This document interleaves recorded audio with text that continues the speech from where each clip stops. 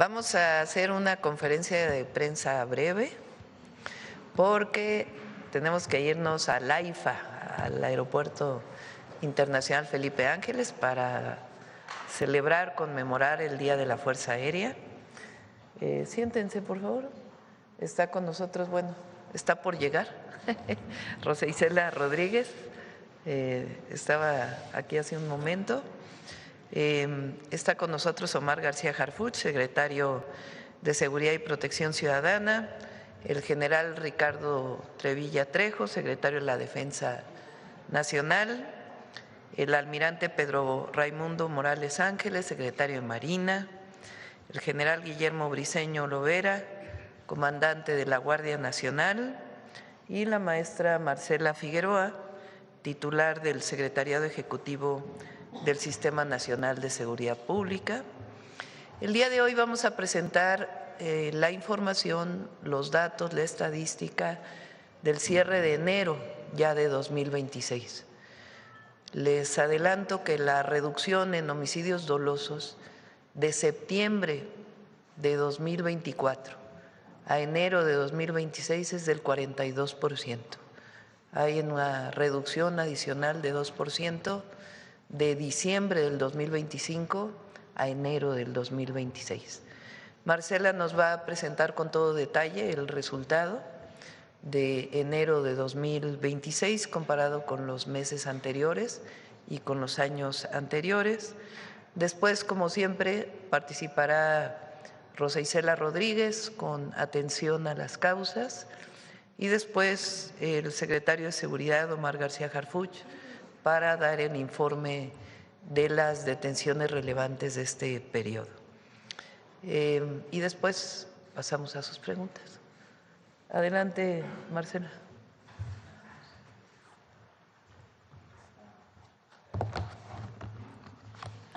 Muy buenos días a todas y a todos. Con su permiso, Presidenta, como ya nos adelantaba la Presidenta, el día de hoy presentaremos el reporte de incidencia delictiva con cifras consolidadas al 31 de enero de 2026, con información de las 32 fiscalías estatales del país y a 16 meses del inicio de la presente administración.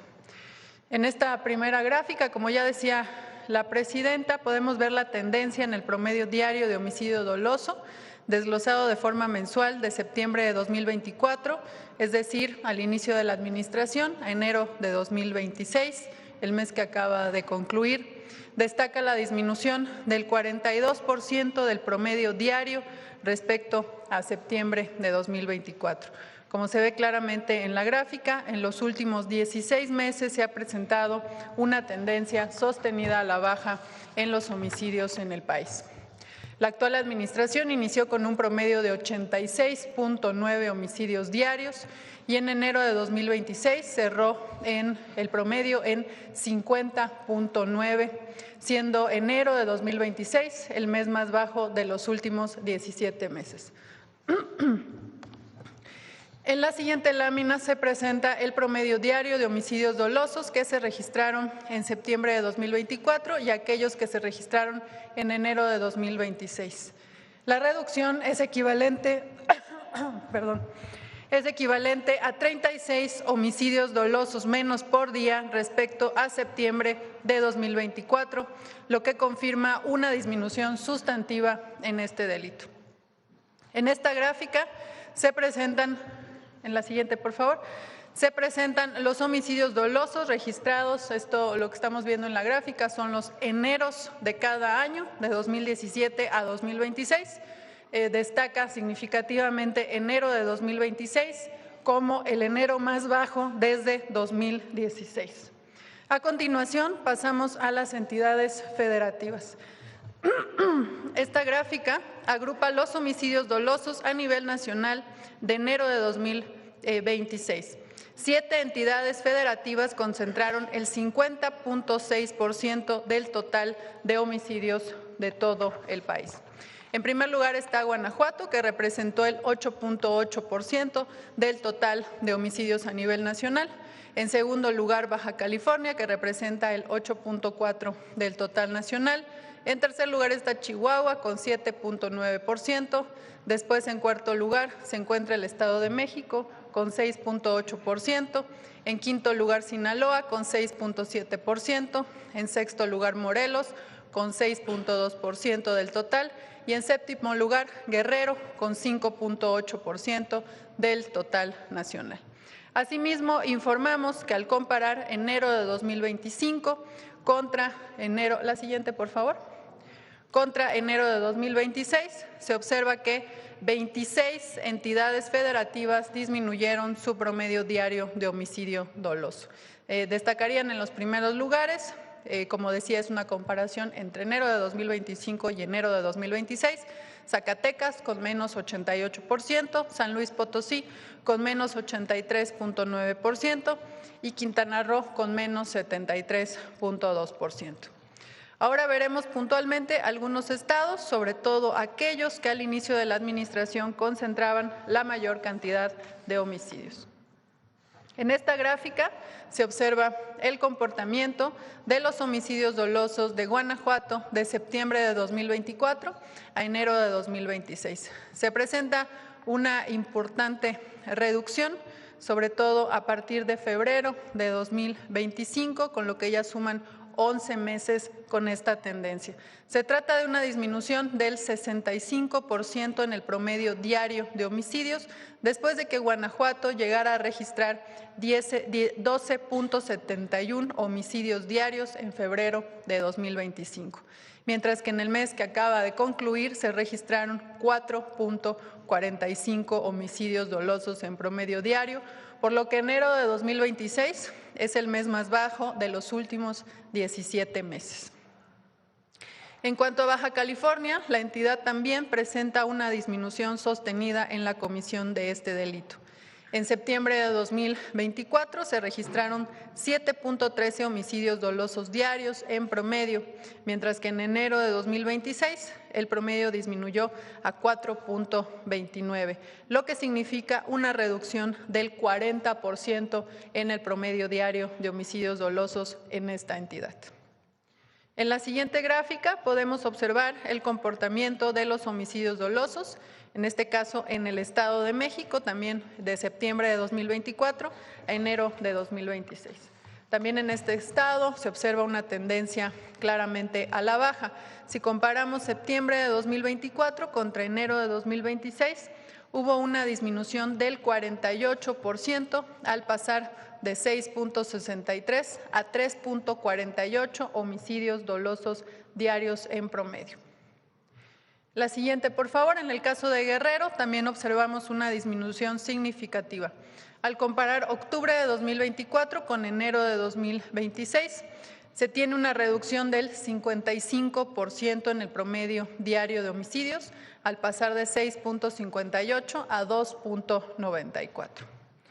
En el caso de Nuevo León, hay una reducción del 76% en el promedio diario de homicidios, también en la administración actual del Gobierno de México. Como se puede ver en la gráfica, en septiembre de 2024 la entidad registraba un promedio de 5 homicidios dolosos diarios, mientras que en enero de 2026 el promedio de homicidios se redujo a 1.23, siendo enero de 2026 el más bajo de los últimos 17 meses.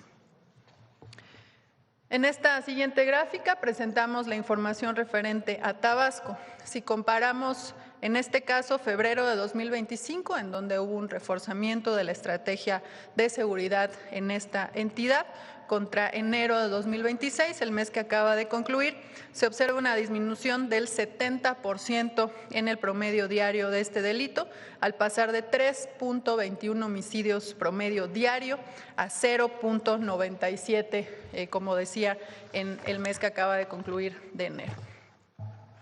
Ahora pasamos a la información de los delitos de alto impacto. En esta gráfica se presenta la información desglosada de manera mensual de los delitos de alto impacto, también de septiembre de 2024 a enero de 2026. La tendencia también, como se puede ver claramente en la gráfica, es a la baja. Si se compara octubre de 2024, cuando se registraron 636.6 delitos de alto impacto en promedio diarios, contra 441.3 que se registraron en enero de 2026, se tiene una reducción del 31%, destacando que enero de 2026 es el mes más bajo también de los últimos 17 meses. En la siguiente gráfica también podemos ver los delitos de alto impacto, pero en este caso de forma anual. También vemos una tendencia sostenida a la baja. Si comparamos, aquí vemos los últimos 9 años, y si comparamos el 2018, cuando el promedio diario de delitos era de 969.4, mientras que enero, que sería como comenzamos este 2026, que sería la cifra preliminar anual, se redujo a 441.3, lo que representaría una disminución del 55% en el promedio diario de delitos de alto impacto de forma anual. Ahora bien, ahora veremos el delito específico de robo de vehículo con violencia a nivel nacional, también de forma mensual, del inicio de la administración a enero de 2026. También vemos una clara tendencia a la baja. En este caso, la reducción es del 39%. En octubre de 2024 se registraron 149.13 robos de vehículo diarios en el país. Y en enero de 2026 se registraron 90.42 robos de vehículo con violencia diarios en promedio.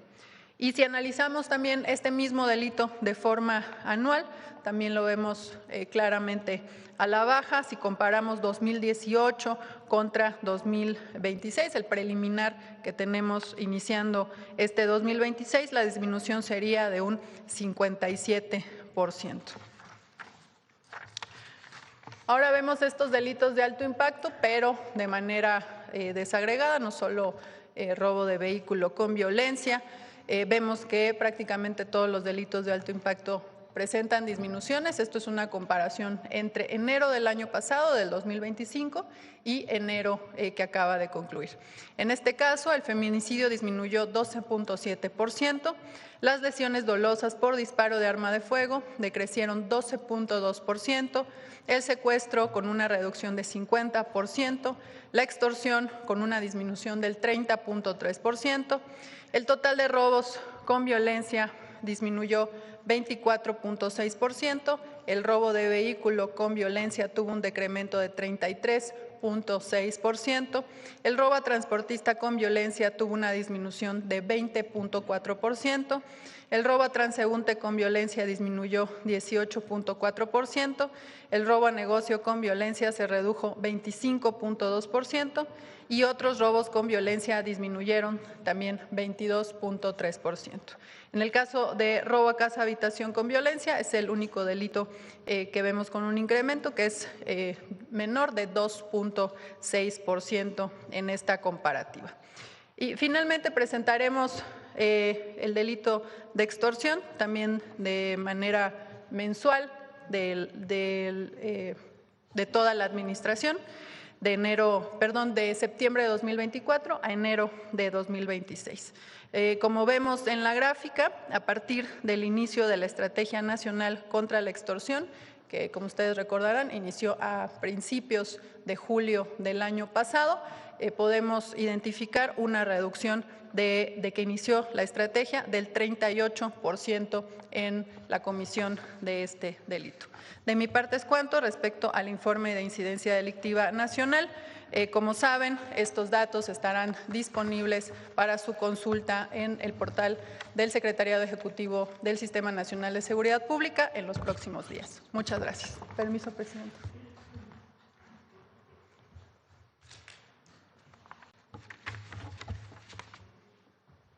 Con su permiso, presidenta. Muy buenos días. Tengan todas y todos ustedes. El día de hoy informaremos los avances en el eje de atención a las causas de la Estrategia Nacional de Seguridad. Un trabajo coordinado para construir territorios de paz de la mano de las comunidades que tienen en el centro a los jóvenes. Hemos visitado uno a uno casi 300,000 hogares en aquellos municipios prioritarios en materia de seguridad. Esto nos ha permitido identificar necesidades de vecinas, vecinos y jóvenes, a quienes hemos acercado programas y servicios para que ejerzan sus derechos. Recuperamos 373 espacios públicos que antes eran basureros, focos rojos o lugares inseguros. Ahora, en el 80% de ellos se realizan actividades lúdicas, culturales o deportivas de forma permanente con apoyo de las comunidades. A través de las 298 mesas de paz estatales y regionales, se han efectuado 7,310 jornadas por la paz. Más de 1 millón de vecinos, especialmente jóvenes, han participado en actividades comunitarias y colectivas como tequios, senderos seguros y reforestaciones. En el marco de la campaña por la paz y contra las adicciones, 856,000 jóvenes se han sumado a actividades deportivas y culturales de la mano del Instituto Mexicano de la Juventud y de la Comisión Nacional del Deporte. En materia de salud, superamos el 500,000 de atenciones médicas, por ejemplo, aplicación de vacunas, revisiones bucales y oftalmológicas, entre otras. Se conformaron 353 comités de paz para identificar necesidades y problemáticas en las colonias. El gobierno salió de sus oficinas para ofrecer servicios y trámites en las 456 ferias de paz, entre ellas la expedición de actas de nacimiento, actas de matrimonio, de defunción, credenciales para votar, entre otros trámites. Casi 300,000 jóvenes participaron en talleres, 67,000 asistieron a ferias de empleo y emprendimiento con la Secretaría del Trabajo, también con empresarios. Además, 247,000 se inscribieron en el programa Jóvenes Construyendo el Futuro. El 12 de enero se instalaron 10 consejos de paz y justicia cívica estatal y municipales en el estado de Tamaulipas. También seguimos apoyando el Plan de Justicia del Pueblo Purépecha y el Plan por la Paz y la Justicia en Michoacán. Y en Chicomucelo y Tila, en Chiapas, se efectuó la asamblea comunitaria y brigadas del Instituto Mexicano del Seguro Social brindaron 10,391 consultas odontológicas y médicas.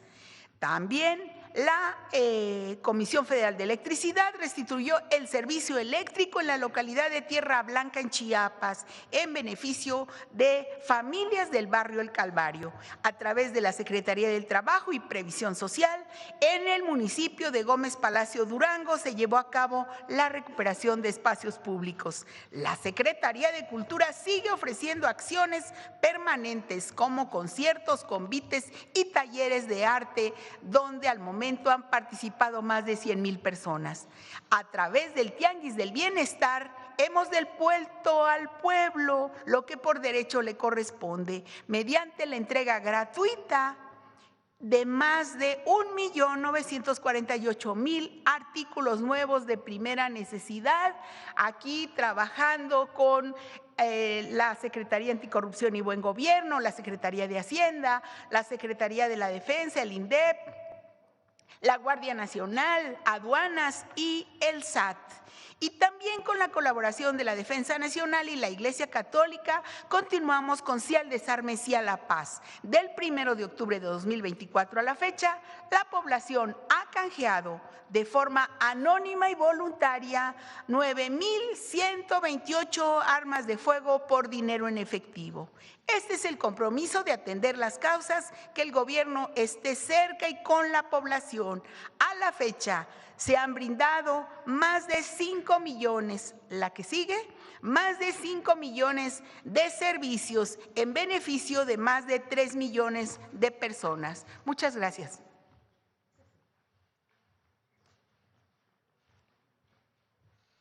Con su permiso, señora presidenta. Muy buenos días.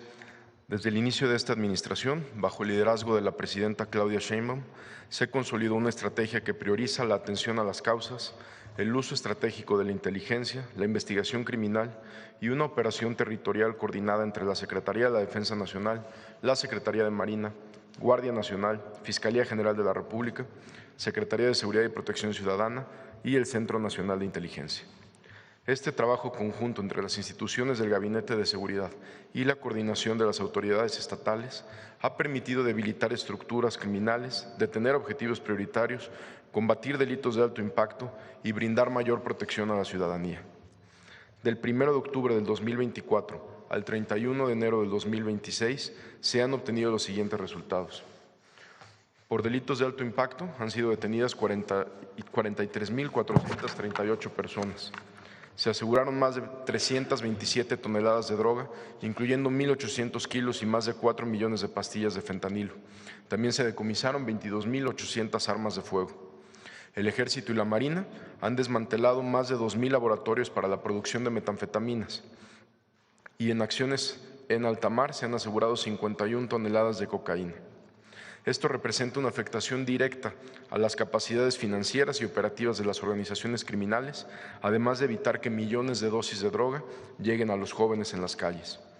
Como ya lo mencionó Marcela Figueroa, estas acciones han tenido un impacto directo en la disminución de la violencia, que se ve reflejado en una reducción de 42% en los homicidios dolosos, que representa 36 homicidios menos que en septiembre del 2024. En representación del Gabinete de Seguridad voy a mencionar algunos casos relevantes realizados en enero. En Chiapas, en una operación encabezada por la Policía Estatal, fueron detenidas 4 personas, entre ellas Hugo Alexis N., alias El Espíritu, jefe de célula del Cártel de Chiapas. Se aseguraron 4 armas largas y un vehículo con reporte de robo.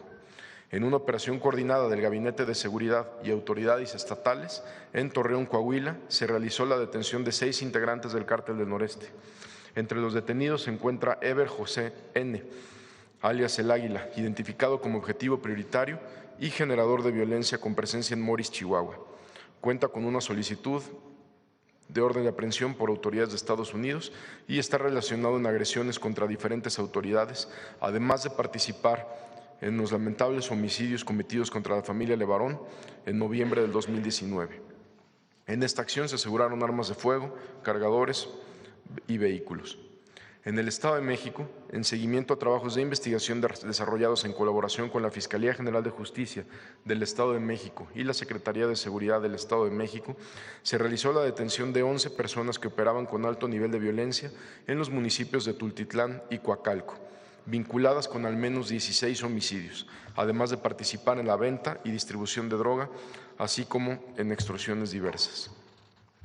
En Pachuca, Hidalgo, fue detenido Alejandro N., quien cuenta con ficha roja y orden de arresto con fines de extradición, identificado como uno de los 10 fugitivos más buscados por el FBI, que ofrecía una recompensa por información que llevara a su captura.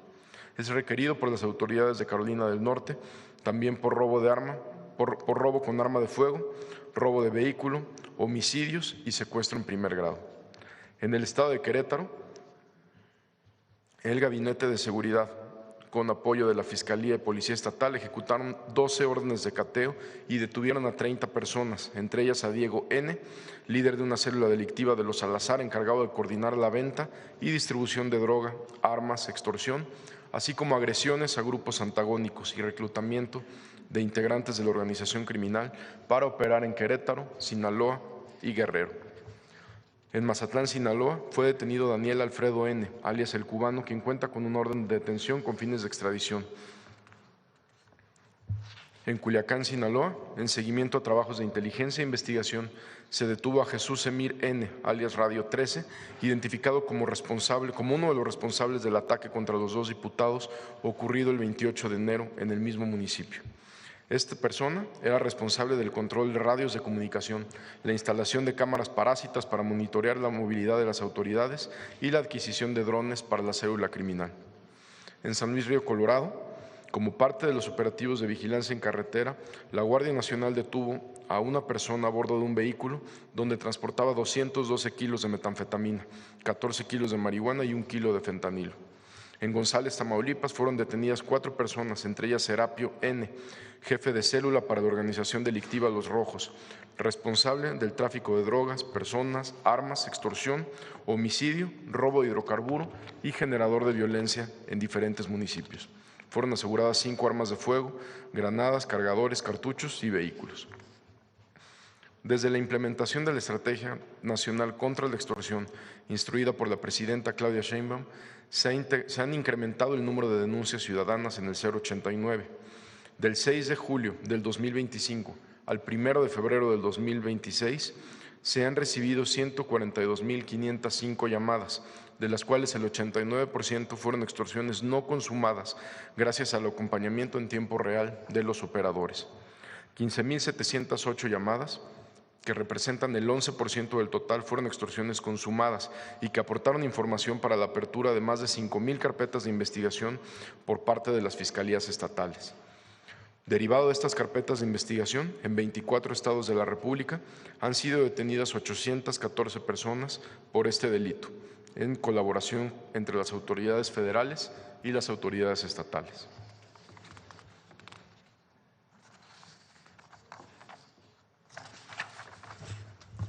En las detenciones más relevantes por los delitos de extorsión en el mes de enero, mencionaré algunas. En la Ciudad de México se realizó la detención de 6 integrantes de la organización criminal Tren de Aragua, en coordinación con la Policía de la Ciudad de México y la Fiscalía General de Justicia de la Ciudad de México, relacionadas con extorsión, trata de personas y tráfico de drogas. Entre los detenidos se encuentra Leslie Valerie N., identificada como responsable del cobro derivado de la explotación sexual, distribución de droga y el control de delito de extorsión en la zona. También fue detenido Brian N., operador financiero de la organización, encargado de facilitar inmuebles para el resguardo de víctimas y el alojamiento de integrantes del grupo criminal, quien contaba con una orden de aprehensión por trata de personas y delincuencia organizada.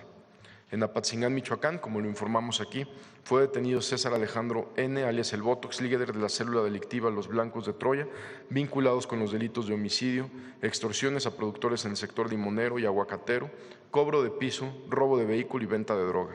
Además, este sujeto se encuentra relacionado directamente con el homicidio de un líder limonero de Michoacán. También fueron detenidos 3 personas más. Las acciones contra la extorsión continuarán conforme a las instrucciones de la presidenta Claudia Sheinbaum. Muchas gracias.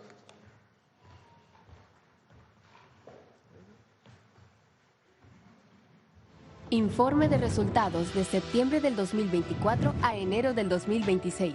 Reducción de homicidios dolosos en un 42%, lo que significa 36 homicidios diarios menos que en septiembre del 2024.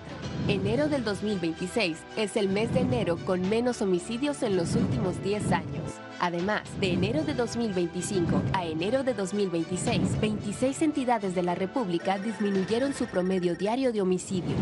Los delitos de alto impacto se redujeron 31% en el país. Se han decomisado 22.832 armas de fuego. Se han detenido a 43.438 infractores de la ley y asegurado más de 327 toneladas de droga. También se han desmantelado 2.028 laboratorios para elaborarlas. Por el Gabinete de Seguridad hablan sus resultados. Bueno, pues esta es la información. Voy a repetirlo. 42% de reducción en homicidio doloso de septiembre de 2024 a enero de 2026. Eso significa 36 homicidios diarios menos de los que se cometieron en septiembre. Hay 36 homicidios diarios menos, 36 personas pierden o dejaron de perder la vida, vamos a ponerlo así, diariamente en México, entre septiembre de 2024 y enero del 2026, además de la reducción en otros delitos. Bueno, ahora sí vamos a las preguntas. A ver, la compañera. Gracias, buenos días, presidenta. Karina Aguilar, de Diario 24 Horas. Preguntar, estas cifras que nos da, de septiembre para acá, este logro de reducción de homicidios y otros delitos, ¿a qué se debe? ¿Sí al final del día hubo un cambio de estrategia en materia de seguridad, Presidenta? Hubo un reforzamiento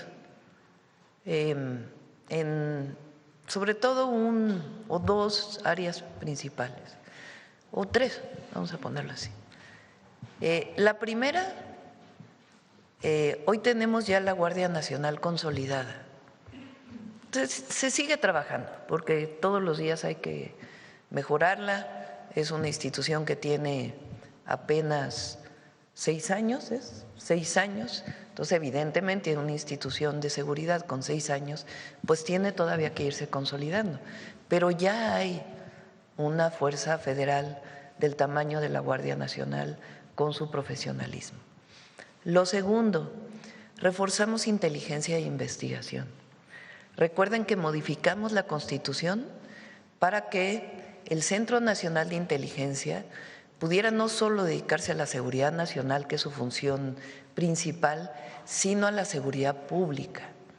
Y al mismo tiempo que hubiera un solo sistema y una plataforma que se está consolidando, donde la información de defensa, de Marina, del propio Centro Nacional de Inteligencia y la información de los estados sea trabajada de una manera profesional para poder tener mucho mayor información, para tener carpetas de investigación como coadyuvantes de la Fiscalía, de las fiscalías estatales o la Fiscalía General, para poder hacer detenciones de personas que no salen al otro día, sino detenciones realmente con pruebas fehacientes de la comisión de delitos. Esto ha sido muy importante. Son más de 28,000 personas que se han detenido en el periodo. Y lo tercero, pues tiene que ver con una coordinación mayor con los estados de la República y todas las instituciones del Gobierno de México. Obviamente se ha reforzado atención a las causas también, con una nueva estrategia que además va a tener todavía un fortalecimiento mayor en atención a las y a los jóvenes de México. Gracias. Preguntarles también si ya tienen indicios de los motivos por los cuales fueron secuestrados los mineros en Sinaloa. Sí, Omar.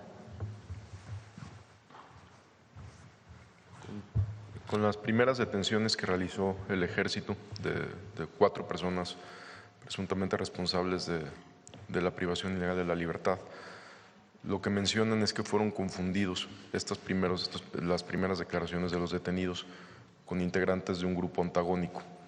Esas son las primeras declaraciones. Vamos a tener más información y, por supuesto, vamos a tener más detenidos al respecto. En este sentido, las mineras en general, no solamente en Sinaloa, ¿se han acercado a ustedes o han tenido ustedes alguna información de que están siendo extorsionados, de que están siendo amedrentados su personal o la propia empresa minera? En este caso específico no habíamos tenido previamente una denuncia o queja de que hubieran sido extorsionados o de que hubiera sido alguna de los integrantes de esta empresa molestado por algún grupo delincuencial. No lo teníamos registrado. En este caso específico no, pero en otros casos de otras mineras tienen En otros lugares de la República sí hemos tenido trabajos y denuncias y también detenciones cuando ha habido algún tipo de extorsión, no necesariamente de mineros, sino de empresas en general. ¿En qué estados particularmente es donde más se registra este tipo de extorsiones a las extorsiones, como lo mencionamos ahorita, son más de 800 detenidos en 24 estados principalmente de la República. También preguntarle sobre un caso de un muchacho desaparecido en Cuautitlán Izcalli. Dicen que Yeshua se llama, que ya lo está atendiendo el gobierno del Estado de México. Sin embargo, denuncian que fueron los mismos policías municipales de ese lugar y no han podido dar con ellos. Incluso han advertido que van a cerrar vialidades para encontrar. ¿Usted está al tanto de este caso? Sabemos, y como bien lo menciona usted, esa investigación la tiene la Fiscalía General de Justicia del Estado de México. Nosotros ya también tenemos una muy buena relación y coordinación con el Estado de México, y en lo que podamos ayudar para resolver este caso lo vamos a hacer, pero la investigación la tiene la Fiscalía. ¿Pero sabe si sí fueron policías? Yo no tengo conocimiento si sean policías. Sí. Gracias. Presidenta, preguntarle sobre el acuerdo que firmó el día de ayer con los… De todas maneras, el día de hoy les instruí al Gabinete de Seguridad para que se puedan reunir con la Cámara Minera, para que no había, digamos, ninguna denuncia en particular sobre que hubiera extorsión. Pero de todas maneras es importante estar en contacto con las distintas empresas mineras de nuestro país, pues para poder escuchar sus planteamientos y en todo caso ofrecer el apoyo que se requiera. También, Presidenta, sobre el acuerdo que firmó el día de ayer con laboratorios, ¿cuáles son los alcances del acuerdo?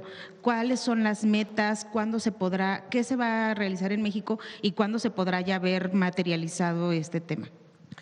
Es un acuerdo entre Birmex, que es la empresa de distribución y era la empresa de fabricación de vacunas en México. México era autosuficiente en la producción de vacunas. Eso es parte de lo que se perdió durante pues, el llamado periodo neoliberal. Nosotros estamos queriendo recuperar una parte de la producción de medicamentos y vacunas a través de Birmex. En particular, este convenio, este acuerdo, se firma con Moderna, que tiene un tipo de vacuna que se llama ARN mensajero, que ya los expertos pueden platicar exactamente de qué se trata, pero es un tipo de vacuna que no solamente sirve para el COVID, sino que su diseño permite avanzar en muchas otras vacunas para otro tipo de enfermedades. Entonces, actualmente se va a fabricar primero la vacuna de COVID aquí en nuestro país. Eso va a ser un acuerdo entre Leomont, es una empresa farmacéutica mexicana, Moderna y Birmex. Entonces, la primera parte es la fabricación de la vacuna del COVID en nuestro país, la de Moderna. Al mismo tiempo, se fortalece la investigación en nuestro país, la investigación que tiene que ver con la producción de nuevas vacunas. ¿Qué nos interesa? Por ejemplo, vacunas para enfermedades tropicales, como es el caso del dengue, y algunas otras vacunas de este tipo, o más bien de enfermedades características de nuestro país. También Moderna está haciendo una investigación sobre vacunas contra el cáncer. Entonces, esa investigación también se traería aquí. No son investigadores de Moderna que vienen a México a realizarlo, sino son investigaciones que se realizan con investigadores mexicanos.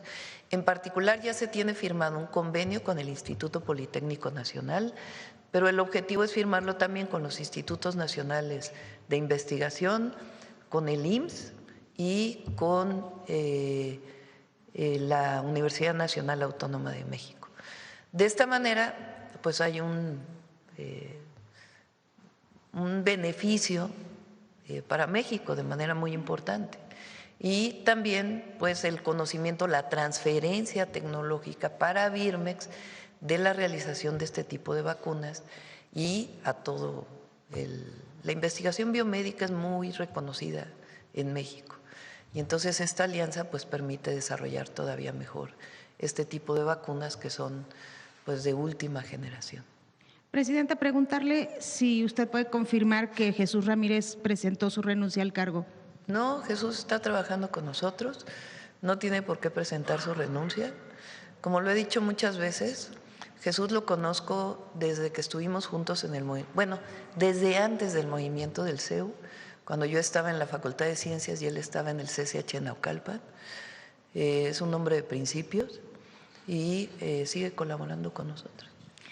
Gracias. Y ya por último, el tema del sarampión, han incrementado los casos activos en todo el país. ¿Es un problema que están ustedes viéndolo para el Mundial? Perdón, ¿otra vez? El tema, la epidemia de sarampión está ya… Mañana presentamos sarampión.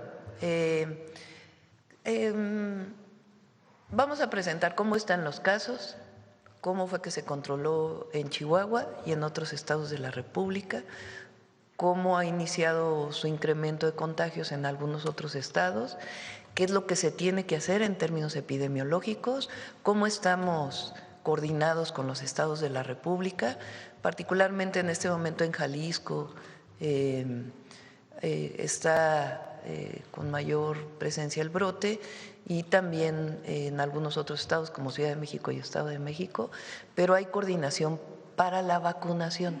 Recuerden que a diferencia del COVID, pues hay vacuna y hay suficientes vacunas.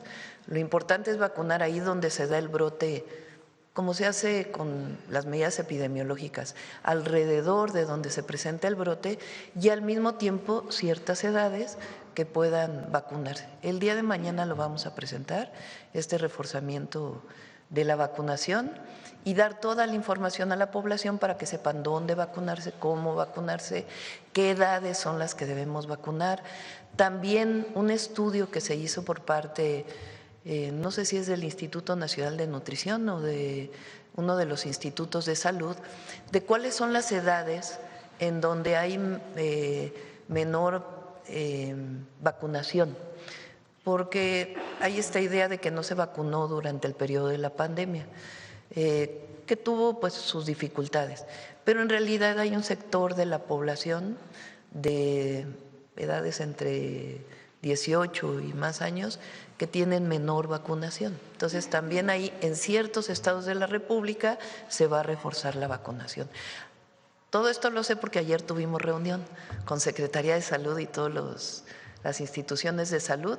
Hoy nos vamos a volver a reunir para ver, de acuerdo con el número de vacunas y las que van a llegar, cómo se va a proceder a un reforzamiento en la vacunación para que todos estemos tranquilos. Gracias, Presidenta. Presidenta, sobre el tema, Presidenta, de seguridad. Sobre el tema de seguridad, Sonora. Gracias, Presidenta. Buenos días, Shaila Rosagel, corresponsal de Grupo Gili, El Imparcial de Sonora, La Crónica de Mexicali y Frontera de Tijuana. Preguntar sobre todo por el tema de los mineros desaparecidos. Me gustaría saber si nos puede informar el secretario Harfuch, cuál es el número preciso de personas privadas de la libertad, pues allá en Sinaloa, Sonora, por esos rumbos, pues se ha hablado de que son 10, de que son 14 los mineros desaparecidos. ¿Cuántos serían? También preguntar, ayer se informó la FGR que se identificaron ya 5 cuerpos de mineros, de los cuerpos que se encontraron en esta fosa ahí en Concordia. Preguntar cuántos cuerpos más quedan por identificar de los encontrados en la fosa, pues las madres buscadoras hablaban de que eran 20, ayer la FGR decía que 10, entonces si nos pueden precisar este dato. Bueno, sí, entonces, si ya el móvil entonces fue que los confundieron a los mineros con si este ya es el móvil, así como lo comentaba, y qué van a hacer para garantizar la seguridad a los trabajadores de las mineras. Desde el primer momento, la Presidenta instruyó un reforzamiento en la zona, como lo informamos en la última mañanera. Hubo un reforzamiento principalmente por parte de la Secretaría de la Defensa Nacional, un despliegue más fuerte. Gracias a este despliegue es que el Ejército logra la detención de los primeros responsables de este lamentable hecho. Sobre cuántos cuerpos faltan por identificar, ahí sí va a ser la propia Fiscalía General de la República la que esté informando. Es un tema 100% pericial que lleva la Fiscalía General de la República. Pero estos son los primeros 4 detenidos y son 10 los mineros privados de la libertad. 10 los mineros. Y entonces el móvil es que los confundieron. Son las primeras declaraciones de estos detenidos. Conforme vayamos teniendo más detenidos, pues vamos a tener también más información. Muchas gracias. Gracias. Presidenta, ¿le puedo hacer nada más una pregunta de Baja California? Sí, se tiene contemplado ahí en Baja California, en Rosarito, pues hacer la desaladora, ¿no? Que ya informaron ahora cuando usted fue. En Ensenada, la primera etapa de la desalinizadora que opera desde el 2018 ya está cerca de llegar a su máxima capacidad. Entonces, podría haber una insuficiencia de agua potable ahí en Ensenada. Preguntarle si hay algún plan para abastecer de agua a Ensenada de su gobierno. Pregunto a la Conagua, no tenemos ninguna información de que vaya a haber algún problema de desabasto en Ensenada. Es una zona que de por sí tiene problemas de abasto porque ha crecido mucho el norte de Baja California y originalmente era una zona desértica, entonces no es sencillo tener agua. Entonces por eso se toma la decisión de la desaladora de Rosarito, que va a suministrar agua principalmente a Rosarito y a Tijuana.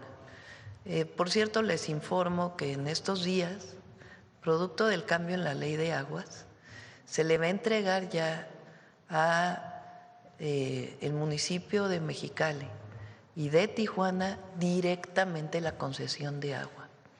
Es decir, ya no le van a tener que comprar agua a un distrito de riego que explotaba el agua de manera gratuita para su venta. Gracias a esta modificación, ya la Conagua va a entregar directamente el título de concesión de agua a los municipios. Es algo histórico y es algo muy, muy bueno.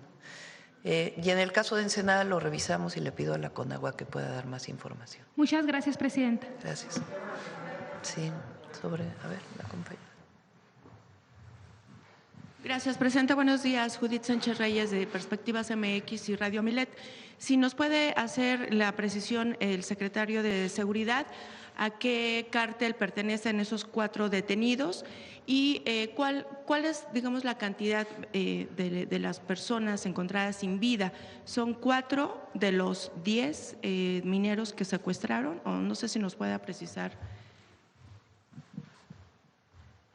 La Fiscalía General de la República identificó ya 5 de las 10 personas privadas de la libertad.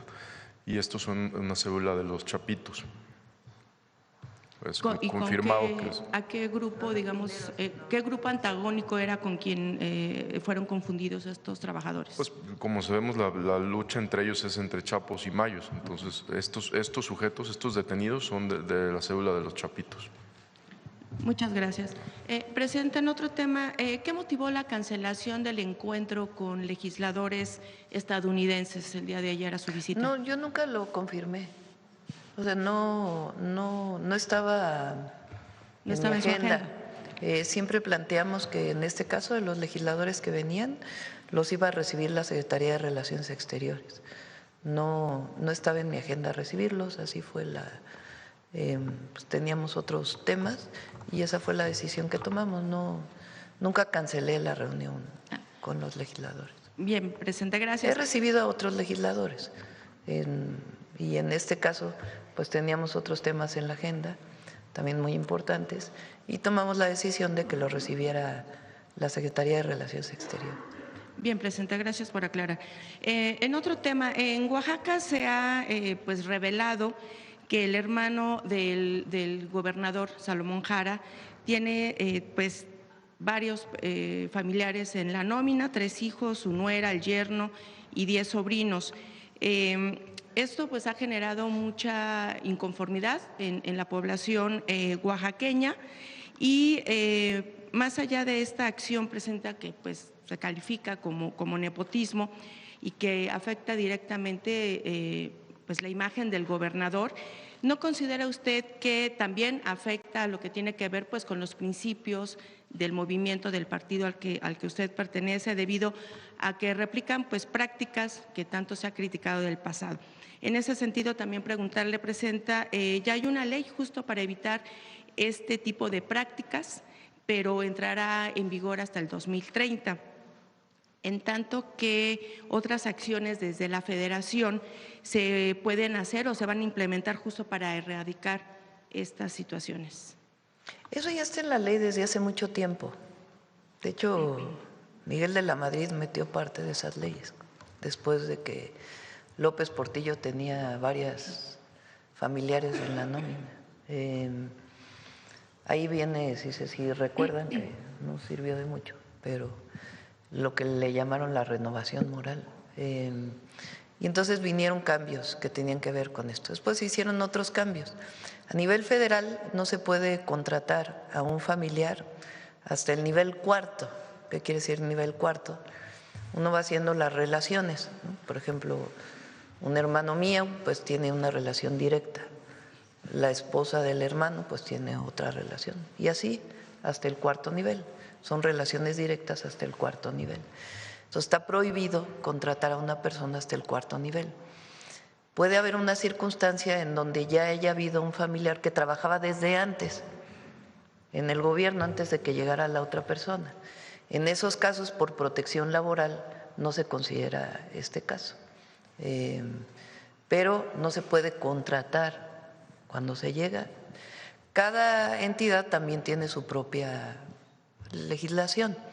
Desconozco cuál es la legislación en el caso del estado de Oaxaca. También desconozco si tiene familiares contratados el gobernador, pero en todo caso no debería ser así. Si es el caso, pues no debería ser así, no debería haber familiares contratados y es algo que ya está en la legislación. Lo que es al 2030 tiene que ver con tiene que ver con familiares en puestos de elección popular. Si se es un presidente municipal, no puede postularse el hermano, así hasta el 4º nivel también, que no podría postularse para el mismo puesto de elección popular de manera inmediata, sino que tiene que esperarse pues un siguiente periodo para poderse postular. Así está planteada ya la aprobación en la Constitución de la República para puestos de elección popular. Y en este caso, moralmente, Presidenta, porque al final del día, como bien lo dice, o sea, cada estado se maneja de manera independiente, pero estuvo el ejemplo de este ejercicio de revocación de mandato que los oaxaqueños salieron a manifestar justamente su inconformidad por este tipo de acciones. Él ganó la revocación de mandato. Eso hay que ponerlo en su justo término, porque he visto algunos artículos o sea, él gana la revocación de mandato, eso es importante. Pero hubo población que votó en contra, pues en todo caso él tiene que trabajar para demostrarle a esa población que votó en contra que pues todavía va a seguir mejorando su gobierno. Y en caso de que haya familiares contratados, pues no está bien, no es correcto. Bueno, también nada más comentar que este proceso se denunciaron una serie de irregularidades. Bueno, lo tiene que ¿no? revisar las autoridades electorales, pero lo cierto es que él gana la revocación y pues tiene que trabajar más duro para convencer al otro porcentaje que no votó a favor, para que pues todavía mejore más el gobierno que está desempeñando. Y en caso de que haya algún familiar contratado, pues no es correcto y debería tomar pues las medidas necesarias. Bien, Presidenta.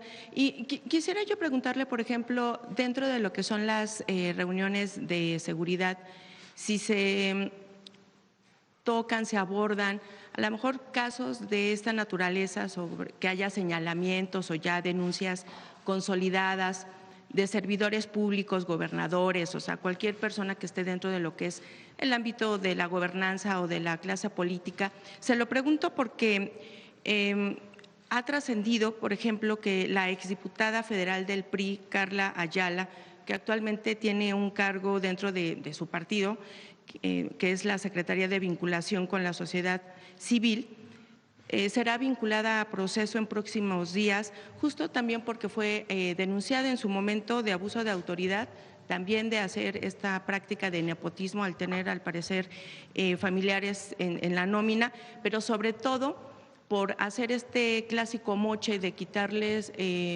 dinero del sueldo y las prestaciones a su equipo de trabajo. De hecho, una de sus trabajadoras hizo esta denuncia. Preguntarle en este sentido, ¿bajo qué medidas o con qué medidas coadyuva justamente el gobierno federal, respetando justamente esta división de poderes, para evitar que este tipo de casos se repliquen y que solamente se queden quizá en algunos señalamientos o las denuncias que sí están presentadas, pero que a veces están viciadas o se vician dentro ya de las instituciones jurídicas, para que realmente haya un castigo y se evite que este tipo de prácticas sigan permeando en el país? Tiene que haber una denuncia, y particularmente a las instituciones anticorrupción o de función pública o de auditoría que haya en las distintas entidades de la República, o a las fiscalías. No en todos los casos, hay casos que se llegan a tocar en el gabinete cuando hay una denuncia, o en mi caso, por ejemplo, cuando voy por el país y me presentan una denuncia, pues lo canalizo de inmediato a la Fiscalía General de la República o en su caso al propio Gabinete de Seguridad para que se tomen pues las medidas para hacer las investigaciones conducentes. En todos los casos tiene que haber pruebas. Una vez que haya pruebas, pues entonces tiene que procederse a la sanción. ¿Y se da, digamos, monitoreo, seguimiento de qué es lo que sucede con este tipo de casos, Presidenta? La Fiscalía tiene que hacerlo y el Gabinete de Seguridad coadyuva en caso de que haya una denuncia directa al Gabinete de Seguridad. Entonces, si una persona tiene una denuncia de un acto de corrupción de algún servidor público, los invitamos a que presenten a la Fiscalía General de la República o a las fiscalías estatales, o en todo caso que se acerquen con el Gabinete de Seguridad para poder conocer, coadyuvar en la investigación y en todo caso apoyarlos para presentar la denuncia. Bien. Y finalmente, Presidenta, hace unos días la Suprema Corte de Justicia avaló la constitucionalidad del cobro a empresas que descargan aguas residuales en ríos, incluso cuando no es posible medir directamente el volumen de contaminantes por fallas o ausencia de medidores. Todo ello con la finalidad de fortalecer pues la vigilancia ambiental, pero sobre todo hacer que las empresas se hagan responsables. Sin embargo, presenta la propia paraestatal, Pemex, e industrias petroleras privadas extranjeras que ya han sido denunciadas, que ya tienen denuncias ante la Profepa, la ASEA y diversos tribunales judiciales federales y locales por contaminar ríos, lagunas y algunas zonas marítimas. Hasta la fecha no han acatado estas condenas, argumentando que no tienen dinero para hacerlo. Hay dos ejemplos muy representativos a los cuales nosotros les hemos dado seguimiento. Uno de ellos es la condena que se dio contra la Comisión Federal de Electricidad por la contaminación de la laguna de Tampamachoco en Tuxpan, Veracruz, en 2010, y 5 contra Petróleos Mexicanos en La Venta, Tabasco, que llevaron a cabo campesinos de ese estado por contaminación ambiental hace 10 años. ¿Qué medidas se tomará, ¿no?, desde la Federación, desde el Gobierno federal, para garantizar que justamente pues estas empresas, que incluso son empresas del Estado y demás petroleras privadas y extranjeras, cumplan con las condenas por contaminación ambiental? Hay dos maneras de cumplirlo, igual que en el otro caso. Una es la Profepa, que pone multas y exige remediaciones. Y la otra pues es la propia Fiscalía, cuando son delitos penales. En esos casos también puede haber reparación integral del daño. Entonces puede sustituirse el que un funcionario vaya a prisión porque la paraestatal o la empresa pública del Estado haga la remediación de la contaminación. Vamos a revisar estos dos casos que planteas, a ver qué es lo que se ha hecho y hasta dónde se ha avanzado. Pemex tiene muchas multas en su historia por contaminación y tienen la obligación de remediar, y en la mayoría de los casos tienen esquemas de remediación. Hay un área en Pemex que se dedica justamente a esto, pero en estos dos casos revisamos cuál es el avance. Y también pues en lo que tiene que ver con las empresas extranjeras. Sí, por supuesto, también todos deben cumplir con las medidas ambientales y con la remediación, igual que las mineras. Las mineras, una vez que termina la explotación de su mina, tienen la obligación de la remediación de la mina. Tienen una parte de descontaminación y tienen que incluso reforestar las zonas. Gracias, Presidenta. A ver, vamos a ver de este lado, a ver. Gracias, muy buenos días, Presidenta. Demián Duarte, de Sonora Power. Bueno, sí cumplí con la tarea, ¿no?, de ir a conocer el interurbano y la red de estaciones, y la verdad es que pues puedo decirle, incluso presento por ahí un testimonio en un reportaje que subimos a nuestros canales digitales. Impresionante, la verdad, de primer mundo, como usted dice. Yo también me quedé con el ojo cuadrado. La verdad es que es una obra de primer nivel, ¿no? Y creo que es importante que se nos haga costumbre, ¿verdad?, en México, que las obras, bueno, financiadas por los recursos del gobierno, que son los recursos del pueblo, pues sean justamente de la alta calidad que siempre nos hemos merecido, pero que no necesariamente se nos daba antes, ¿no? Entonces es muy importante. Sobre el tema particular del desarrollo ferroviario, Presidenta, quiero llamar su atención sobre un hecho que ocurrió el día 5 de febrero pasado. Se publica en el Diario Oficial de la Federación, bueno, pues un decreto que en muchos niveles hace pues justicia. En este tema se trata de una reforma a la ley reglamentaria del servicio ferroviario, bueno, que esto se publicó desde julio del año pasado, pero hubo un dictamen de la autoridad investigadora de la Comisión Nacional Antimonopolio que se publica justamente la semana pasada y que determina que no existen condiciones para la competencia efectiva en diversas regiones y segmentos del mercado ferroviario en México. En este dictamen, entre otras muchas cosas, se ordena a Ferromex, empresa que es parte de Grupo México de Germán Larrea, justamente transmitir mediante cesión derechos y obligaciones de la concesión Pacífico Norte a un agente económico que no pertenezca a su grupo de interés, y en particular habla del tramo de interés para nosotros en Sonora, que es Nogales-Guaymas. En este caso particular, bueno, pues se habla incluso de la obligación de incluir el equipo ferroviario y servicios auxiliares necesarios para dar este servicio. En este contexto, Presidenta, quisiera yo preguntarle si, bueno, el Estado mexicano estaría en disposición, en condiciones de permitir que un agente económico como pudiera ser el Estado de Sonora pudiera recibir esta cesión de derechos y obligaciones a través, bueno, pues de la solicitud de título de asignación de la Secretaría de Infraestructura, Comunicaciones y Transportes. Es un caso importante en particular porque, bueno, así como tienen tren interurbano Ciudad de México, Toluca, pues obviamente que en Sonora y estoy seguro que en los otros estados que tendrán este tren que va hasta por todo el Pacífico hasta Nogales, pues tenemos la aspiración de que haya trenes interurbanos entre las ciudades y obviamente pues que también el servicio de carga sea mucho más asequible para distintos agentes económicos. Actualmente, por ejemplo, si yo quisiera mandar carga de cualquier producto, tengo que contratar el tren completo, no me pueden rentar un vagón, por ejemplo. Entonces es un tema que creo que es de alto impacto justamente para las regiones. Es muy importante este acuerdo que toma la Comisión Nacional Antimonopolio. Esta comisión sustituye a la antigua COFECE. Se hace mucho más pequeñita y su función es esencialmente técnica. ¿Cuál es su función?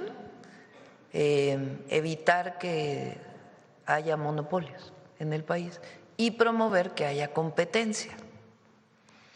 A ver si Andrés Layuz te pasa el mapa de cómo están concesionadas las vías de ferrocarril de carga en nuestro país. Cuando se privatizan los trenes en México en la época de Zedillo, se privatizan las vías y se privatizan recorridos completos. Entonces, queda, digamos, monopólico un tramo de vía que va de un lugar a otro. Se privatiza completo el servicio, incluida la vía, a una empresa. Y luego se privatiza la vía a otra empresa. Esto ha generado problemas en la distribución de mercancía por trenes, porque no queda claro cómo pasa una empresa a usar la vía de otra empresa. Y evita la comunicación de todas las vías de tren de todo el país. A ver si ahorita nos lo pasan para que se pueda entender. Entonces, si tú privatizas un recorrido, privatizas otro recorrido y no queda claro que este tren de esta empresa puede pasar también por aquí y este tren de esta empresa también puede pasar por aquí y también puede pasar hacia el sur y pueden cambiar de vías adecuadamente con una forma eficiente, pues entonces la que va de este lugar a este lugar, si no tiene conectividad con la parte de abajo, pues entonces se va a quedar en ese lugar. Entonces eso genera pues muchos problemas para la distribución de ferrocarril. La Comisión Nacional Antimonopolio acaba de decir pues que hay monopolio en muchos sentidos. ¿Quién tiene ya que entrar al proceso de una nueva regulación en coordinación con estas empresas? La Agencia Reguladora de Transporte Ferroviario y Movilidad Integrada, que es la que dirige Andrés Layuz. Y entonces ahí se tienen que sentar para poder pues resolver este problema de ineficiencias muy graves que se cometieron. Es decir, aparte de que se privatizó, y no debería de haberse privatizado, porque el tren de carga es rentable, entonces, ¿qué sentido tenía privatizarlo si es un tren rentable y era parte de todos los mexicanos? Primer problema. Y segundo problema, que fue en la época de Zedillo. Y segundo problema, la manera en que se privatizó, que generó monopolios por zonas, por regiones. Entonces, es hasta ahora que la Comisión Nacional Antimonopolio hace esta resolución y tiene que haber pues una revisión de cómo evitar y cómo hacer más eficiente el traslado de mercancías en nuestro país y ver si hay otros que puedan participar en este proceso. Bueno, es muy importante, como sabe, en su visita reciente a Sonora, pues estuvimos en el puerto de Guaymas, en el recinto portuario, y ahí obviamente pues se habló de la importancia innata que tiene justamente el tren para la movilización de todo tipo de mercancías. En el puerto, bueno, actualmente se mueven lo que son minerales, lo que son granos, y usted vio el proyecto, bueno, integral que se está desarrollando ahí, que incluso plantea la perspectiva de movilizar automóviles, autopartes y algunas otras cosas. Justo derivado de su presencia en este importante acto que se realizó en su visita a Sonora, le quiero preguntar, esta pregunta se la planteé en Tijuana y usted pidió tiempo para revisar el caso. El mismo gobernador, Alfonso Durazo, le hizo el planteamiento el domingo en Guaymas al respecto del tema del tramo pendiente justamente del tren de Nogales, esta bypass justamente que busca sacar el tren de la ciudad, del medio de la ciudad, para vincularlo con la frontera. Estamos revisando el tramo nada más, el trazo.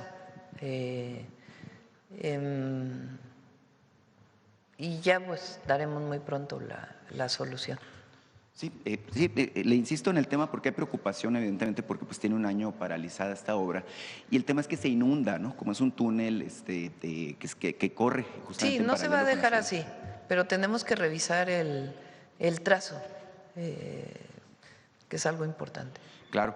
Justamente en el contexto de su visita a Sonora, Presidenta, sé que la abordaron habitantes de la región de Nacozari, en particular. Me contactaron después de su visita para hacerme ver un asunto que a ellos preocupa mucho. Mire, usted sabe que en Sonora tenemos estrés hídrico, incluso pues hay un plan hídrico pues que está ya planteado y que la idea pues es que se complete. Me dicen los habitantes de Nacozari que ellos dependen de una cuenca que es la del río Moctezuma, bueno, que hay una presa en desarrollo y que tiene desde tiempos, imagínense, del gobierno de Guillermo Padres, que fue del año 2009 al 2015, que se inició la obra, se invirtieron alrededor de 80 millones de pesos ahí y nunca se terminó la construcción de la presa que se llama Centenario. Es un asunto importante porque Nacozari además tiene un problema de que no tienen fuentes de agua potable a la mano. Hay contaminación relacionada con la operación de una mina de cobre ahí y bueno, pues es una problemática histórica que ellos padecen. Me dicen que le entregaron incluso pues algún oficio, en términos de que pues la necesidad es que se requiere que se le asignen recursos para terminar esta presa. Estamos hablando de alrededor de 140 millones de pesos. Y en este mismo tópico, mire, me reportan que detectaron 3 pozos, 3 concesiones de pozos para explotación que están a nombre del municipio de Nacozari precisamente. Nada más que lamentablemente esta agua que se extrae de estos pozos no se está destinando para el uso previsto, es decir, para consumo humano, sino que se está destinando para operación de la mina, perdóneme, de Grupo México. No sé qué le parece esta situación. Lo revisamos. Le pido a Conagua que lo revise. Claro. Por último, Presidenta, de la reunión relacionada con las vacunas, preguntarle solamente si este plan tiene que ver también con lo que se ha estado planteando en el Plan México para justamente sustituir este tipo de importaciones. Sí, es parte del Plan México, que se produzca en México más. Sí. Muchas gracias, Presidenta. Gracias. Bueno, vamos de este lado.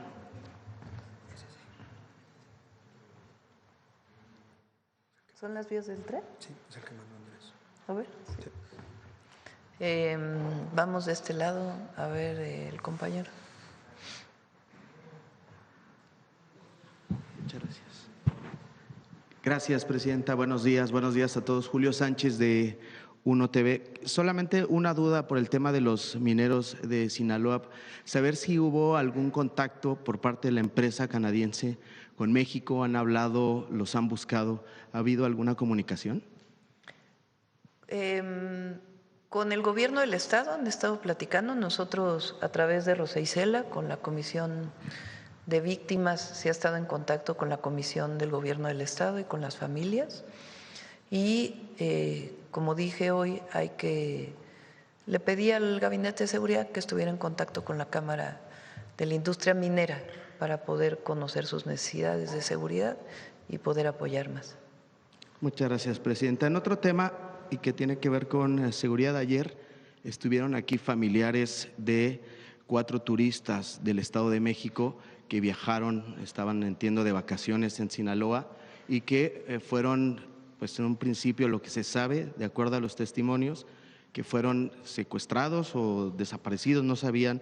2 personas fueron liberadas, pero todavía 4 permanecen en calidad de desaparecidos.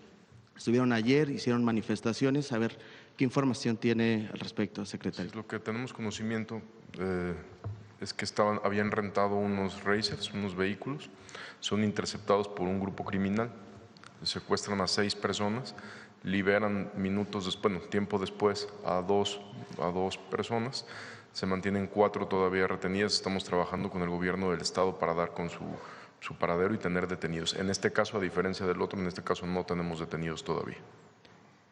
¿Se habló con los familiares? ¿Está en contacto? Sí, hay un contacto establecido, por supuesto, por parte de la Fiscalía. Ok, secretario, muchas gracias. Aprovechando, secretario, si me permite, quisiera preguntarle, también se dio a conocer a medianoche pues un enfrentamiento o algo que ocurrió en Sinaloa y se reporta la muerte de un familiar de uno de los presuntos líderes del cártel de Sinaloa, Ismael El Mayo Zambada. ¿Usted puede confirmar esta información? Todavía no tenemos la identidad confirmada. En cuanto tengamos la información se lo confirmamos. ¿De quién es esta persona específicamente? ¿Qué fue lo que ocurrió? ¿Nos puede platicar qué fue lo que pasó? De este caso todavía no tenemos información completa. En cuanto la tengamos se la compartimos de inmediato. Al momento no tiene nada de información. De las personas fallecidas, ¿no? Pero de lo que ocurrió, si fue una balacera. Un enfrentamiento entre grupos delincuenciales. ¿En dónde ocurrió, secretario? Hubo uno en Ahome y hubo uno a las afueras de Culiacán. Sí. Fueron dos agresiones distintas.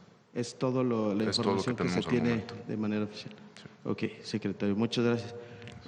Presidenta, si me permite, ustedes dicen que, o de acuerdo a la información oficial, el delito de homicidio va con una reducción muy importante. El día de ayer la organización México Evalúa también presenta un informe y habla sobre los desaparecidos. Incluso dice que por lo menos en la última década se incrementó más del 200% el número de personas desaparecidas.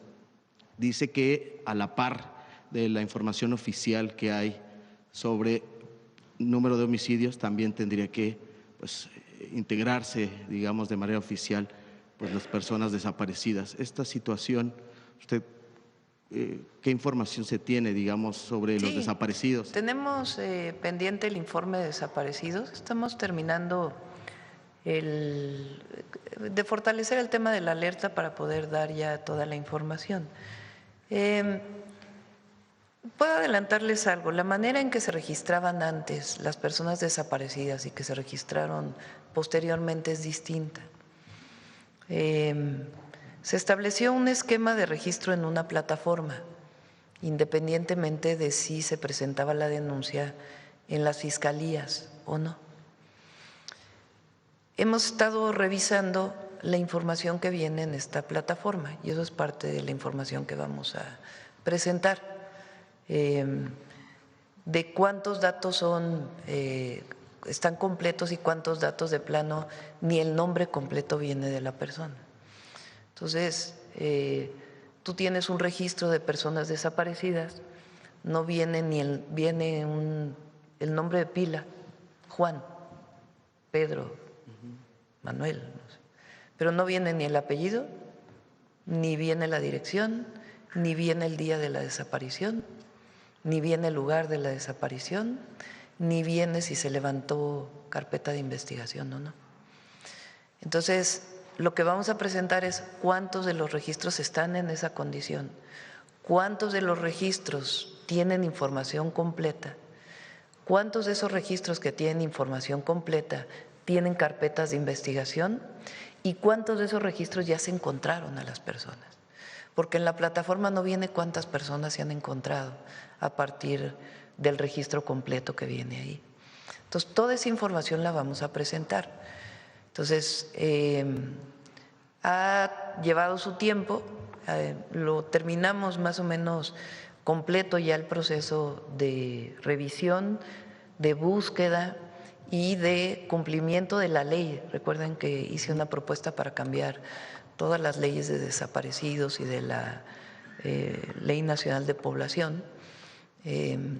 Y pues todo lo que se tiene que hacer a partir de la ley se está terminando. Entonces, eso pues ya estamos en condiciones de presentarlo este mismo mes para que la gente conozca cuántas personas desaparecidas tienen carpeta de investigación, porque pues es muy importante, porque la búsqueda se da principalmente por las fiscalías. ¿Cuántas no tienen carpeta de investigación? ¿Cuántos tienen un registro en la fiscalía que nunca se abrió una carpeta? ¿Y cuántos de ellos ni siquiera tienen los datos completos? Porque una persona cualquiera podía subir un dato en la plataforma. Entonces es muy importante que se conozca toda la información y todo lo que estamos haciendo y lo que hemos hecho para apoyar a los colectivos de personas que buscan a sus familiares a través de la Secretaría de Gobernación, cómo se está fortaleciendo ese apoyo, esa comunicación con la Secretaría de Gobernación, todo lo que ha adquirido la Comisión de Búsqueda Federal para poder hacer de mejor manera las búsquedas y realmente cuántas personas que se reportan desaparecidas en un periodo son encontradas en otro periodo. Entonces, todo eso ya este mismo mes lo vamos a presentar.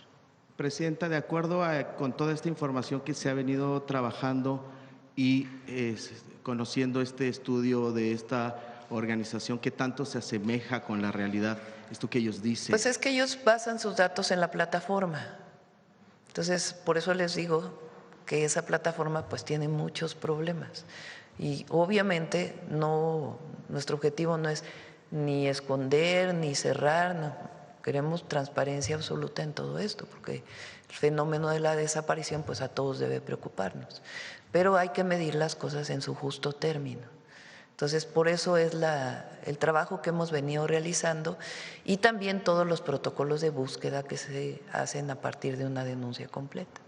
Entonces, eso lo vamos a presentar ya este mismo mes para que se conozca realmente el número de personas desaparecidas, incluso desde el primer momento de su desaparición, cuántas de estas, que es pues el fenómeno lamentablemente mayor, están vinculadas con la delincuencia organizada y cómo no tiene que ver los desaparecidos de antes, que eran desaparecidos políticos, con pues el otro fenómeno vinculado con delincuencia organizada, los números reales y lo que hacemos para apoyar a las familias.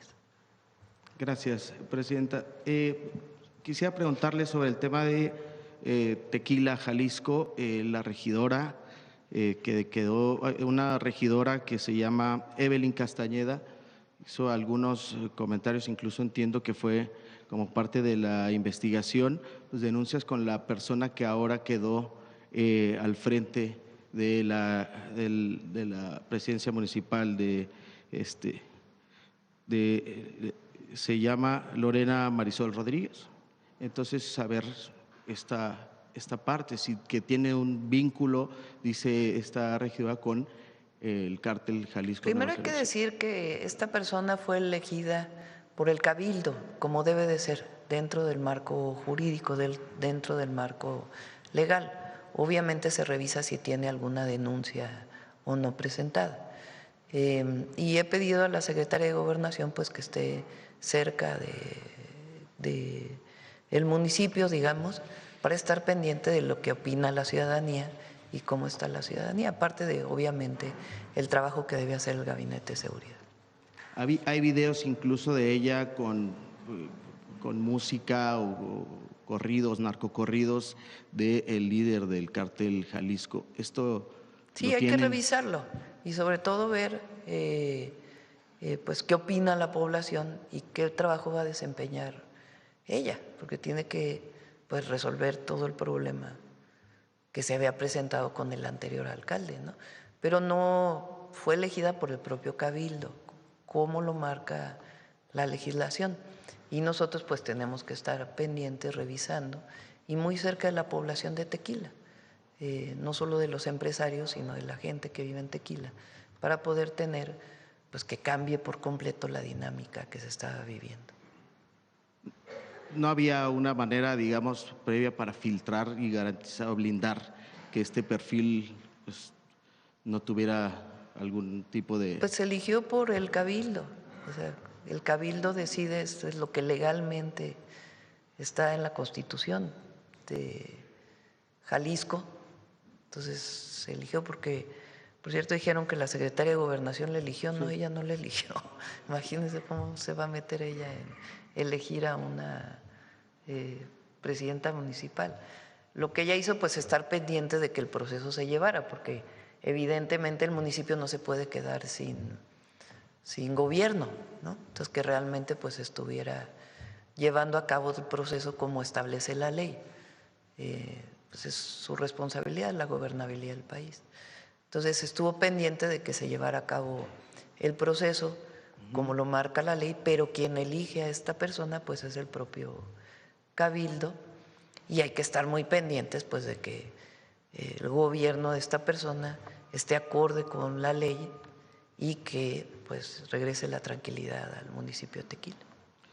Muchas gracias, presidenta. En un último tema, si me permite, para el secretario de Marina, acabamos de conocer en redes una carta o un comunicado del despacho Mendieta y Asociados relacionado con la investigación de algunos elementos de la Marina, concretamente de el vicealmirante Manuel Roberto Farías Laguna. Él señala que básicamente que se está violando el debido proceso, reitera esta parte que la Secretaría de Marina no ha cumplido con los, digamos, ordenamientos jurisdiccionales y demás. A ver si nos puede comentar algo al respecto. Está en la Fiscalía General de la República. Es un caso que está en la Fiscalía General de la República. Y la Fiscalía le pide información a la Marina. Entonces hay que preguntarle a la Fiscalía General de la República sobre este caso en particular y otros casos que tenga la Fiscalía. La Marina pues tiene que darle información a la Fiscalía, ya no le corresponde a ellos.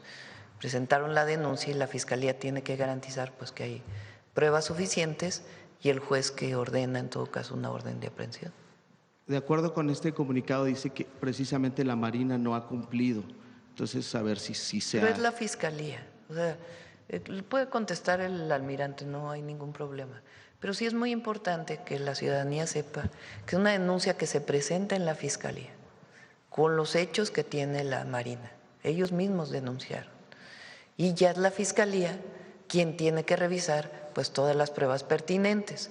Y todavía después de eso viene un juez que revisa en efecto que las pruebas son suficientes para poder presentar una orden de aprehensión. Almirante, no sé si quiere hacer un comentario. Sí, buenos días. Este caso está, como dijo la señora presidenta, en manos de la Fiscalía. Nosotros estamos colaborando con todo lo que nos piden y se están cumpliendo con todos los procesos. Al final del día, lo que ellos reclaman en este caso es la baja que se les otorgó, pero la baja es porque no cumplen con sus obligaciones en la Marina, porque así lo marca nuestra legislación y estamos cumpliendo con todos los procedimientos.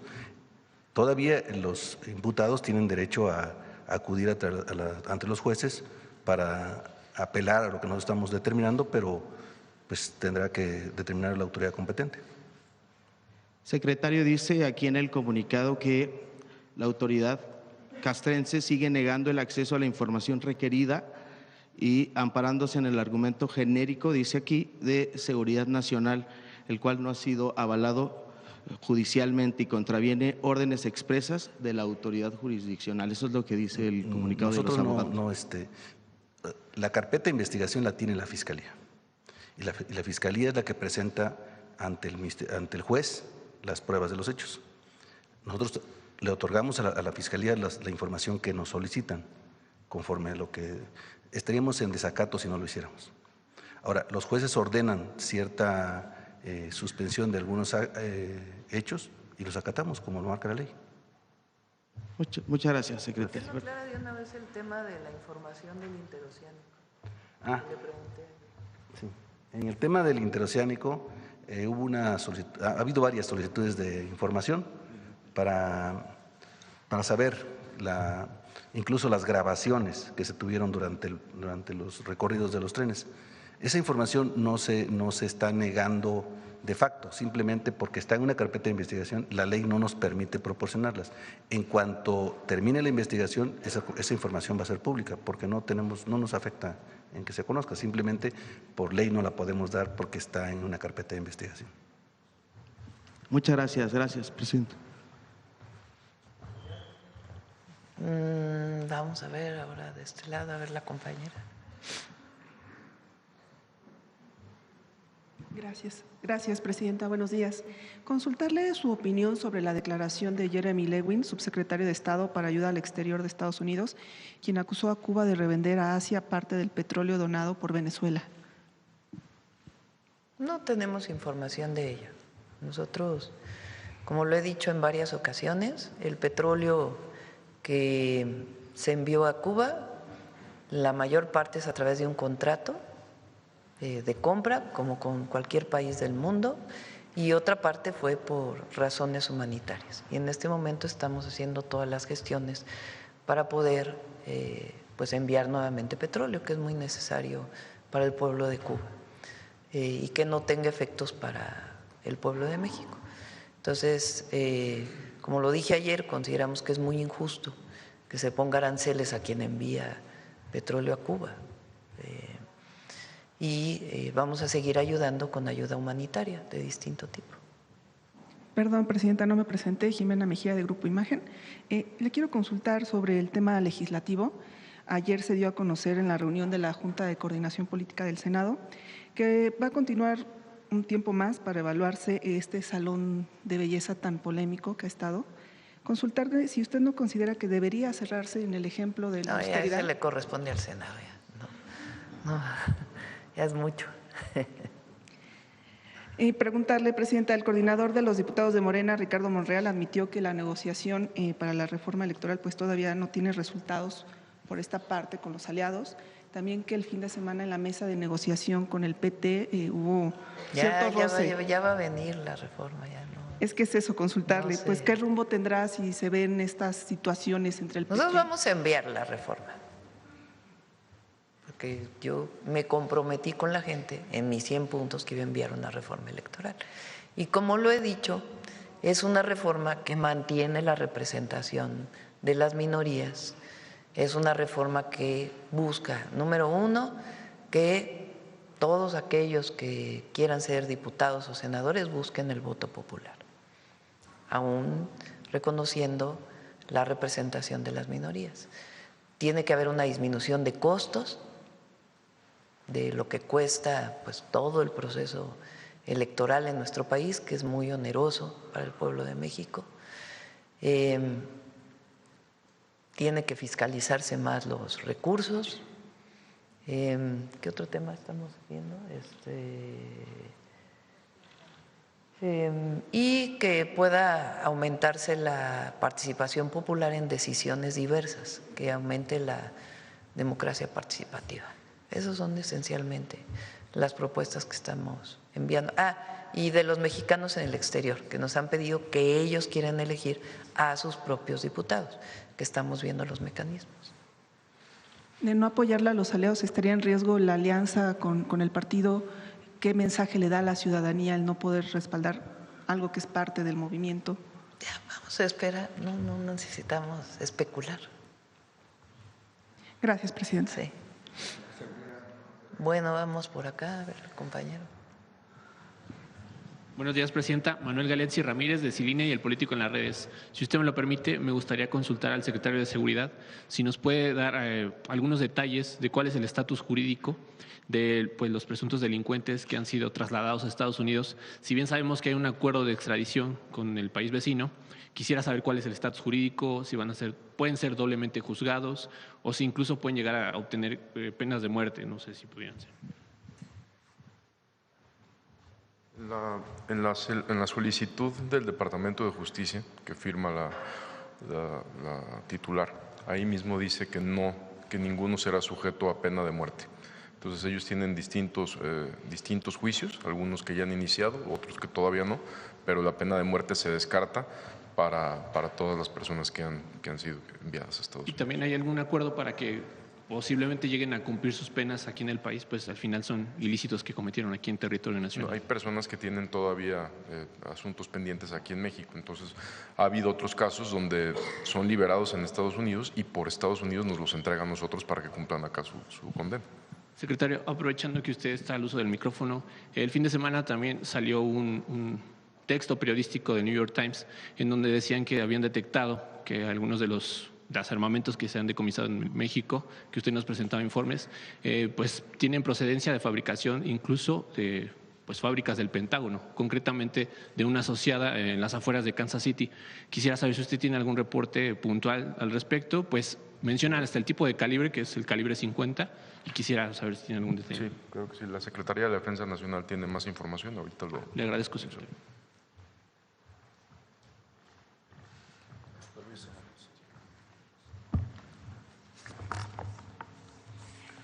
Bien, buenos días. Les voy a dar algunos datos que pueden ayudar a entender el problema que tenemos con todo ese armamento y municiones que provienen de Estados Unidos. En la presente administración se han asegurado 18,000 armas largas y cortas. De esas 18,000, alrededor del 77 o 78% provienen de Estados Unidos. Hay otro tipo de armamento más letal todavía.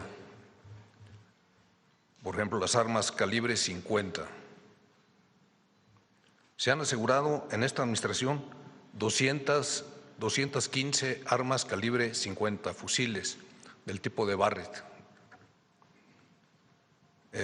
Lanzagranadas calibre 40, 20, lanzacohetes 13, ametralladoras de diferentes calibres 273. Y por lo que se refiere específicamente a los cartuchos calibre 50 que usted menciona, desde el registro que tenemos en la Secretaría de Defensa Nacional de los cartuchos asegurados, desde el 2012 a la fecha, son 137,000 cartuchos. De esos, el 47% provienen de esa empresa, que han sido comercializados en las armerías del sur de Estados Unidos. Gracias, secretario. Presidenta, ya por último, consultarle respecto a esta iniciativa que aprobaron en el Congreso de Chiapas para buscar que se vuelva una regulación federal, permitir a las policías que utilicen un arma de mayor calibre. El diputado Ricardo Monreal dice que esto de alguna manera equilibraría el uso de armamento que se tiene contra el crimen organizado. Saber cuál es su postura, si habrá alguna petición para que se frene. Hay una ley que ya fue aprobada sobre ley de armas de fuego. ¿Cómo se llama la ley general? Ley General de Armas de Fuego y Control de Explosivos. Y ahí queda muy claro, de hecho fue renovada recientemente, qué acceso pueden tener. No es un asunto de armas más letales, es un asunto más de inteligencia y investigación. Ok, Presidenta, solamente… ¿Existe para autorización? Adelante.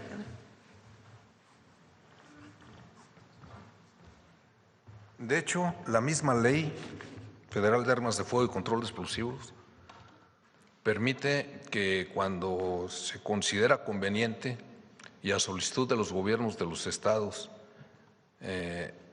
se analiza por parte de la Secretaría de Defensa Nacional y esta dependencia puede autorizar algunas policías, por supuesto, siempre y cuando cumplan con algunos requisitos. Entonces, ya se ha hecho. En algunos estados se les ha autorizado, pero sí, ya lo contempla la ley. Ha estado Sinaloa, es uno de ellos, Coahuila, Tamaulipas, Chihuahua. Gracias. ¿Mande? ¿Qué calibres preguntan? Ajá. ¿Perdón? ¿Qué calibres son los que son autorizados para...? Ametralladoras, principalmente. Ametralladoras, calibre 7.62, 5.56.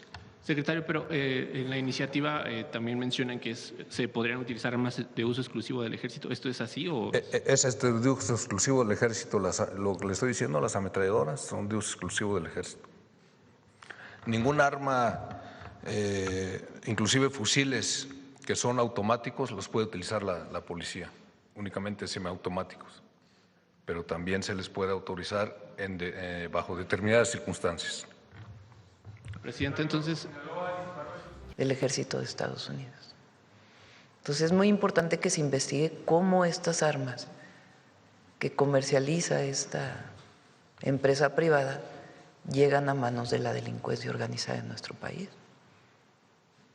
Ok, Presidenta. Muchas gracias. Ya por último, solo quisiera comentarle que se acercó una persona de 68 años de edad para plantearnos que lleva varias décadas ya esperando una operación de cadera en el IMSS de Lomas Verdes. Ella confía en que pues, las atenciones especializadas y de médicos especializados pues, son eficientes, solo que pues, le pide su apoyo. Sí, lo revisamos con todo gusto. Le haría el favor de pasarle los documentos. Gracias, Presidente. Sí, ya cerramos porque nos vamos hasta el AIFA. Solo quiero… Ponme otra vez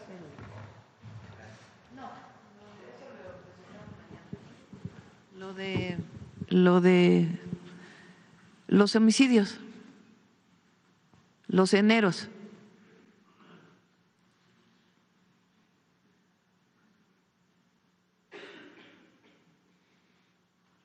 Fíjense, este es 2017, enero de 2017, homicidio doloso, enero de 2018, enero de 2019,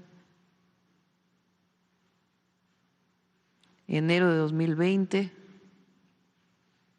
comienza a bajar, enero de 2021, enero de 2022, enero de 2023, enero de 2024. Este es nuestro primer enero, entonces entramos en octubre del 2024. Este es enero de 2026.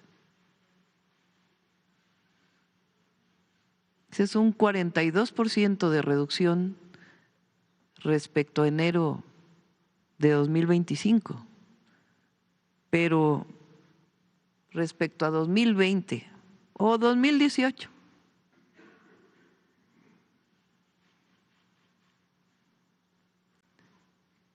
esto no se logra si no hubiera un trabajo profesional, honesto, dedicado de la Secretaría de Seguridad y Protección Ciudadana y de nuestras Fuerzas Armadas y de la Guardia Nacional. Yo aquí quiero hacer un reconocimiento al Gabinete de Seguridad, Secretaria de Gobernación, Secretario de Seguridad, General Secretario, al Almirante Secretario, su momento al General Cortés, hoy al Comandante de la Guardia Nacional. Si no hubiera un trabajo coordinado y no tuviéramos una estrategia de seguridad adecuada, no se estaría con estos resultados. Entonces quiero hacer un reconocimiento público al Gabinete de Seguridad y a todo el equipo, porque son las Fuerzas Armadas, soldados, soldadas, guardias, hombres y mujeres, agentes de policía, marinos, armada, fuerza aérea y muchos que están en atención a las causas, que ponen su vida para defender la de todos nosotros. Entonces, realmente un reconocimiento por este resultado que estamos presentando el día de hoy. Muchas gracias. Nos vemos mañana. Aquí las vamos a tener. Las vamos a tener aquí. Esta semana ya, como ya dimos hoy el informe, ya esta semana salimos, pero no a gabinete de seguridad. Las recuperamos la próxima semana. Entonces vamos a tener mañana, vamos a presentar lo de sarampión, miércoles, jueves viene Marcelo Ebrard a presentar lo de las mineras, que les dije, y vamos a presentar carreteras y trenes, pero lo vamos a posponer a la siguiente semana. Y el viernes vamos a presentar las iniciativas que tienen que ver con cultura, con cine y otros temas. Y el domingo vienen productores, artistas, por los incentivos que vamos a presentar para el cine en nuestro país. A las 11 de la mañana aquí. Sí, van a venir, los vamos a invitar a que se tomen foto con las actrices, los actores. Gracias. Sí, vamos a ir a Sinaloa. Ya les damos exactamente la fecha. Hasta luego. Gracias.